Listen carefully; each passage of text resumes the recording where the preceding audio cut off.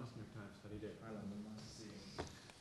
Okay, so we're going to run for 29-30 minutes, so we'll tell you when the time's up.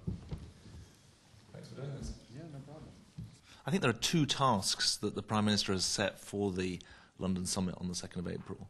The first is to take forward the key questions that were raised on the global financial system at the Washington summit in November. 47 tasks were set by the leaders of the G20 to make changes to the global financial system. But I think there's a second task, which is evident in the title of the summit, which goes beyond financial issues to look at jobs and growth.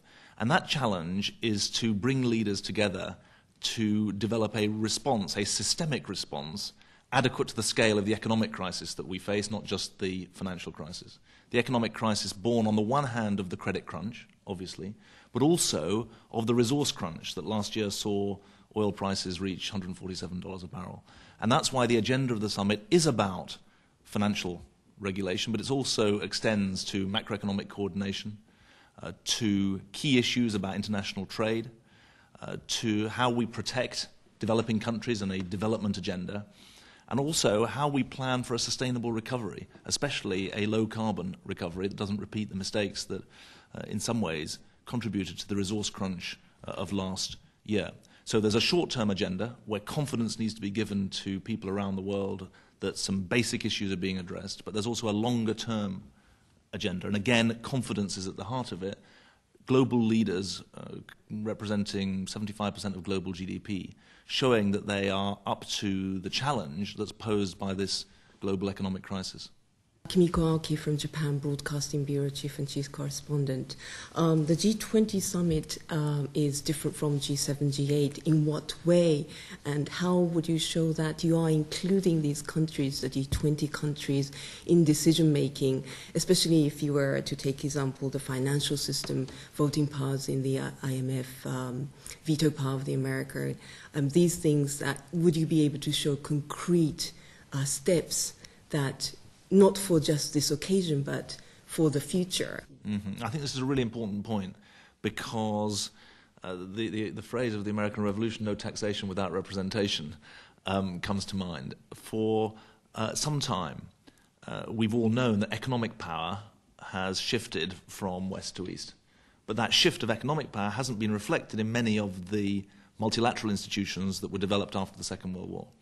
And in the case of what is now the G8 in the 1970s. And that's why you've got the G8 plus 5.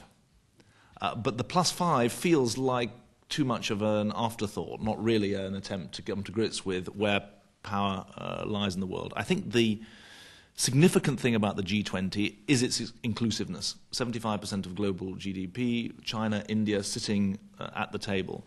And you're absolutely right that key issues of representation are raised by those countries, rightly in our view, about existing institutions. The Financial Stability Forum doesn't have a seat for China. The IMF has 3.5% of its voting weight for China.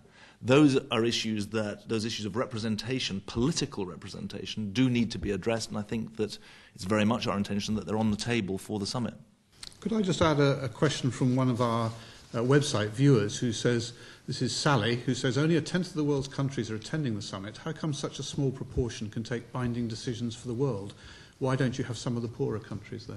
Well, I think it's a good point, and certainly one of our responsibilities is to reach out to all four corners of the world, north, east, south, and west, to reach out to ensure that a range of representation. I spoke to the South African Foreign Minister today and was speaking to her again later this week about the importance of representation for developing countries.